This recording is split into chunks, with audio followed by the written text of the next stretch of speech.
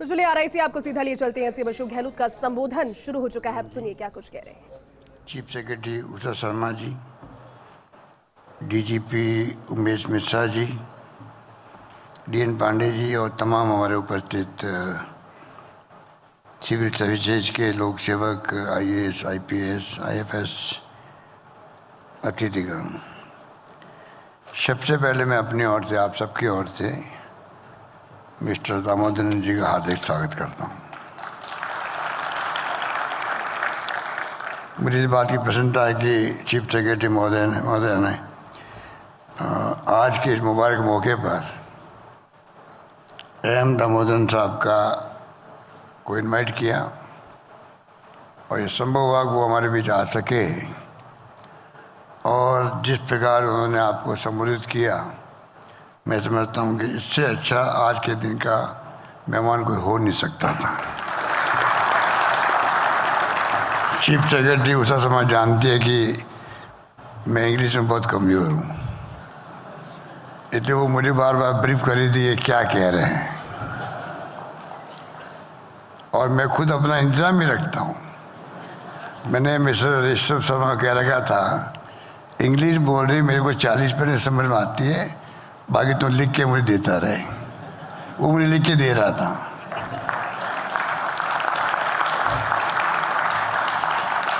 आदमी को अहम नहीं रखना चाहिए, घमंड नहीं रखना चाहिए। जब आप हमेशा जिंदगी में अंतिम सांस तक सीखते रहना चाहिए।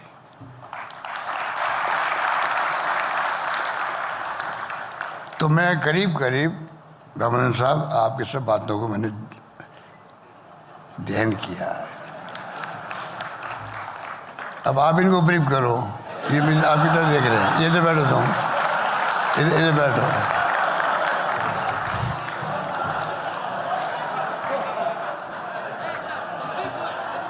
बैठो बनी, तभी बैठो आप, बैठो बैठो बैठो बैठो। एक ही बात है, नहीं कोई डोंट वरी, नहीं आई बैठे, बैठो भाई, महिला यहाँ पर नहीं ठीक है, बैठिए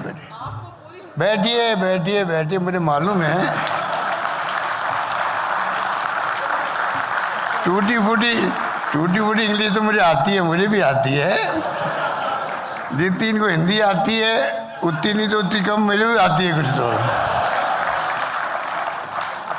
पर परफेक्शन ज़्यादा काम का होता। परफेक्शन आती है, 40% आ गई, 45% आ गई, क्या मतलब है मैं 100% प्राप्त कर सकूं, ज़्यादा अच्छा रहता। इसलिए मैंने देखा कि मुझे हर बात समझनी चाहिए। मुझे बहुत अच्छा लगा, इनकी स्पीच एक्स्ट्राऑर्डिनरी थी।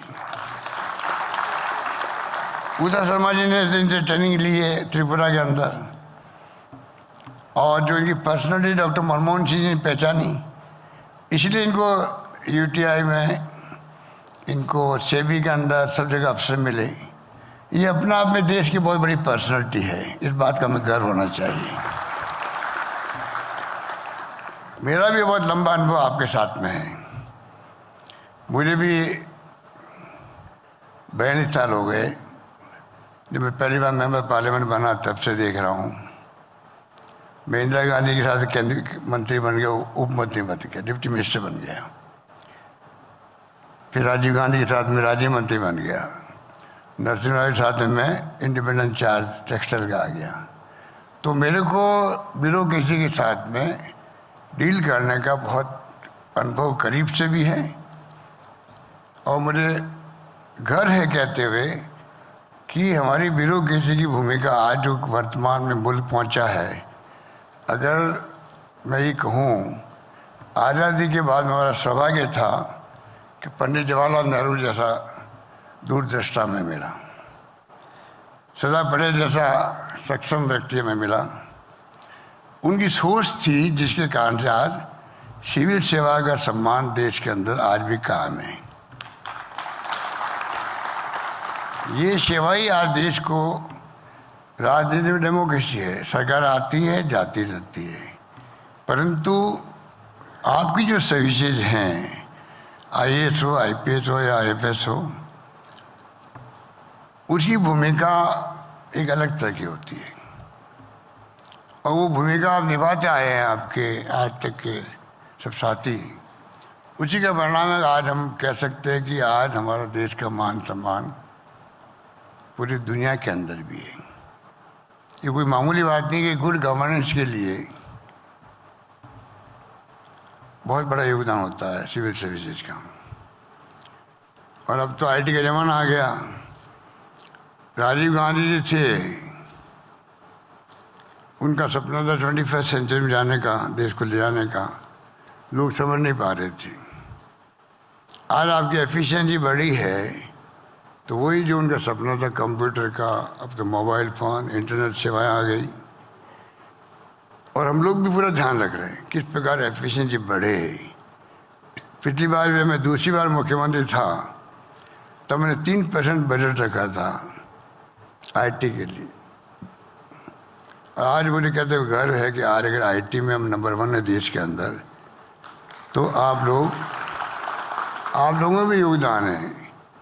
थोड़ा उसकी तरफ बढ़ना पड़ता है, हिचक होती है, पर पूरी ब्यूरोक्रेसी ने जिस रूप में काम किया है, आईटी विभाग ने काम किया, आज हम कह सकते हैं चाहे पिछली गवर्नमेंट बना हो भामाशाह केंद्र या डाटा सेंटर, पर ये बड़ी बड़ी उपलब्धि राजस्थान के लिए वो भी है।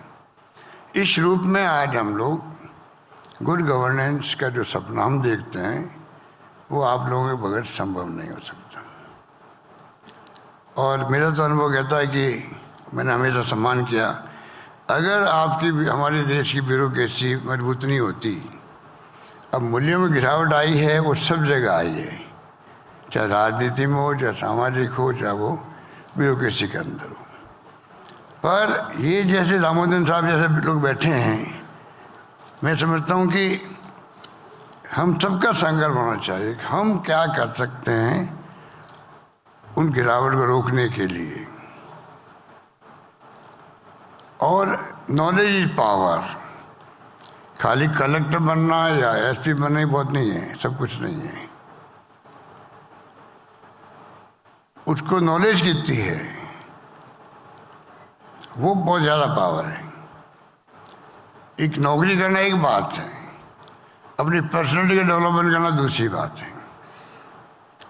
और मैं समझता हूँ कि देश में दुनिया में क्या हो रहा है, अब तो आपके पास में आईटी है, मोबाइल फ़ोन है, इंटरनेट सेवाएं हैं, तभी आप अपने खुद की ड्यूटी को अंजाम दे पाएंगे कामयाबी के साथ में। तो पूरी तरह आपको खाली विभाग की नहीं बल्कि दुनिया में देश में क्या हो रहा है उसके बारे में भी आप जानकारी रखें और अपनी सोच रखें। मुख्य सोच आपकी संविधान के प्रति निष्ठा नंबर 1। लोकतंत्र हमारे देश में वो हमेशा मजबूत बना रहे। आज हमें चिंता लगी हुई है, देश में जो कुछ हो रहा है, दबाव में एजेंसी हैं, उसमें आप लोग भी आते हो, चाहे वो जुडिशरी हो, चाहे वो income tax, ED, CBI, election commission. ये शुभ संकेत नहीं है देश के लिए। और आपकी भूमिका हर जगह नजर आती है।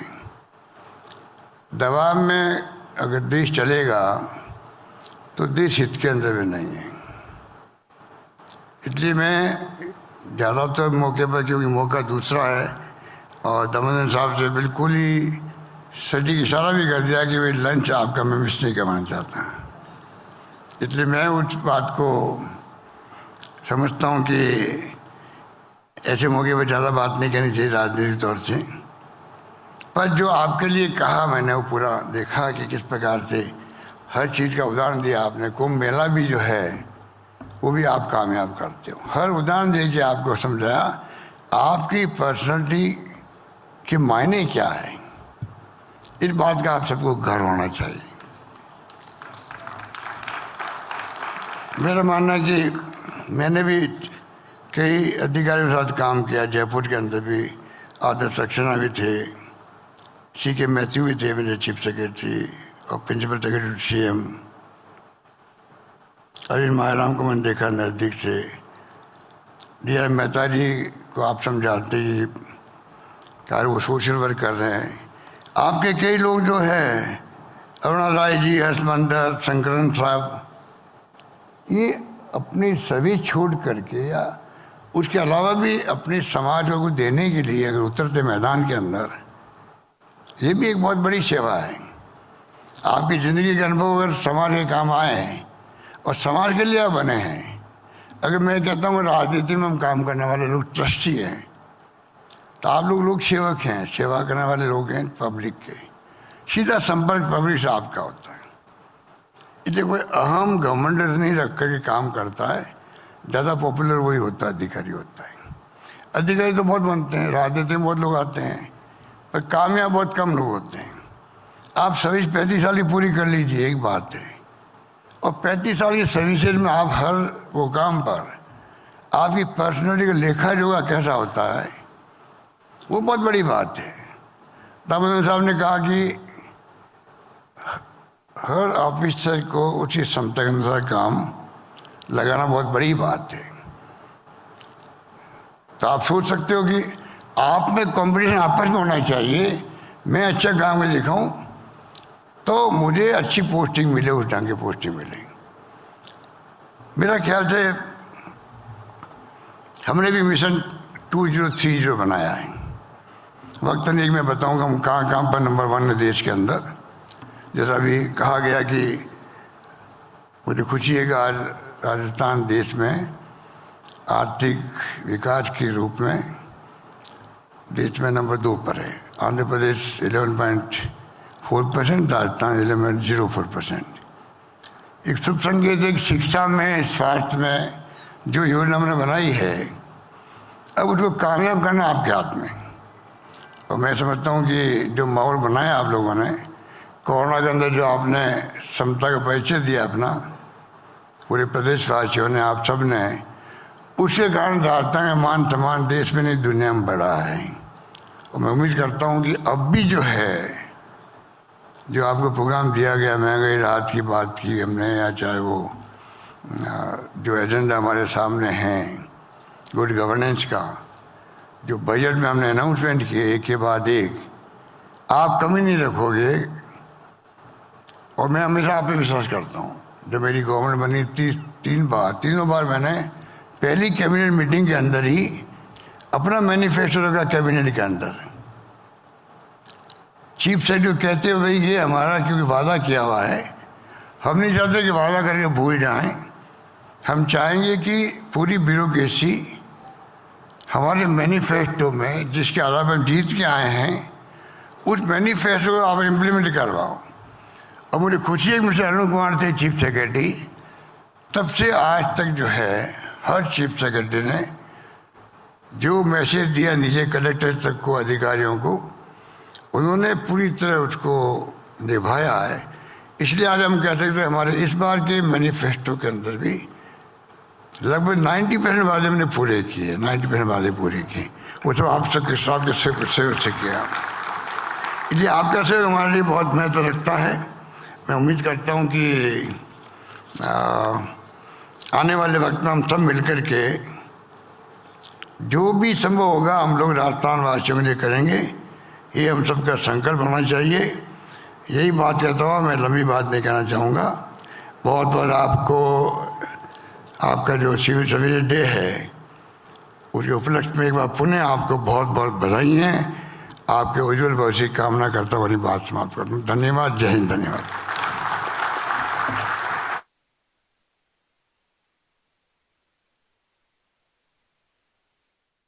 सिविल सेवा दिवस के मौके पर उन्होंने पहले अवार्ड सभी को दिए और साथ ही सिविल सर्वेंट्स की क्या भूमिका होती है किसी भी सरकार को अच्छे से सुचारू तरीके से चलाने में। योजनाएं सरकार बनाती है लेकिन सिविल सर्वेंट्स उनकी क्रियान्विति करवा पाते हैं। अलग अलग विभागों की जिम्मेदारी उनके इस कंधों पर होती है और इस बार एक नया रूप सिविल सर्विस डे का देखने को मिल रहा है क्योंकि CS उषा शर्मा की अनुशंसा पर यहाँ पर सिविल ऑफिसर्स के लिए डिनर भी प्लान किया गया है, इनके लिए ब्रेकफास्ट भी, लंच भी और तमाम सारी चीज़ों के बीच एक मनोबल बढ़ाने के लिए इस अवार्ड सेरेमनी का भी आयोजन किया गया। मुख्यमंत्री अशोक गहलोत का उद्बोधन आपने सुना। उन्होंने साफ तौर पर यहाँ पर जब बातचीत करनी चाहिए तो देश की फिलहाल हाल ही में जो बजट घोषणाएं हैं उनका भी जिक्र किया। उन्होंने कहा कि हर बार बजट घोषणाएं करने की इतने कॉन्फिडेंस के साथ वो वादा रखते हैं क्योंकि वो जानते हैं कि उनके पीछे जो उनके साथ टीम काम कर रही है वो बेहतरीन है। मुख्यमंत्री अशोक गहलोत ने यहाँ पर राजनीतिक बातों का जिक्र नहीं करने की बात भी कही। उन्होंने कहा कि खास मौका है और इसमें वर्तमान परिप्रेक्ष्य को देख करके अगर किसी चीज़ का जिक्र करने के लिए बैठेंगे तो समय लंबा हो जाएगा। संक्षिप्त उद्बोधन रखा और खासतौर पर शुक्रिया अदा उन्होंने सिविल सर्विसेज डे पर सभी सिविल ऑफिसर्स का किया, जिनको अवार्ड मिले उनका भी किया।